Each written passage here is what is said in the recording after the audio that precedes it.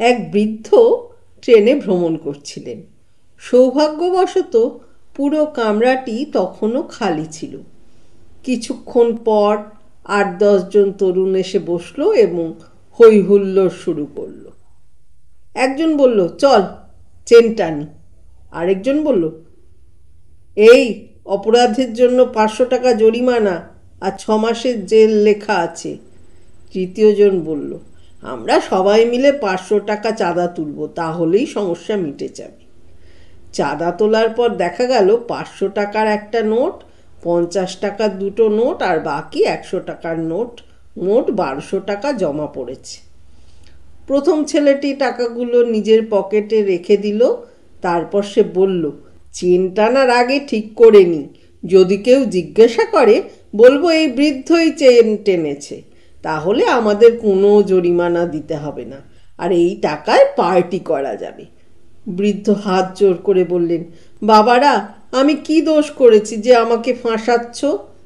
কিন্তু ছেলেরা কোনো কথাই কানে তুলল না এবং চেন টেনে দিল। কিছুক্ষণ পর টিটি কনস্টেবল সহ এসে হাজির। ছেলেরা একসঙ্গে চিৎকার করে বলল, ওই বৃদ্ধ চেন টেনেছে। টিটি বৃদ্ধের দিকে তাকিয়ে বললেন, এই বয়সে এমন কাজ করতে লজ্জা করলো না আপনার? বৃদ্ধ শান্ত গলায় বললেন, হ্যাঁ, আমি চেন টেনেছি, তবে আমি খুব অসহায় ছিলাম। টিটি জিজ্ঞাসা করলো, কি এমন অসহায়ত্ব ছিল? বৃদ্ধ বললেন, আমার কাছে ১২০০ টাকা ছিল, যা এই ছেলেরা ছিনিয়ে নিয়েছে। প্রথম ছেলেটির পকেটে এখনও টাকাগুলো আছে, একটি ৫০০ টাকার নোট, দুটি ৫০ টাকার নোট আর বাকি সব ১০০ টাকার নোট।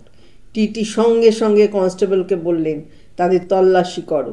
যেমন বৃদ্ধ বলেছিলেন ঠিক তেমনি ১২০০ টাকা পাওয়া গেল প্রথম ছেলেটির পকেটে। টাকা বৃদ্ধকে ফিরিয়ে দেওয়া হলো আর ছেলেদের পরবর্তী স্টেশনে পুলিশের হাতে তুলে দেওয়া হলো।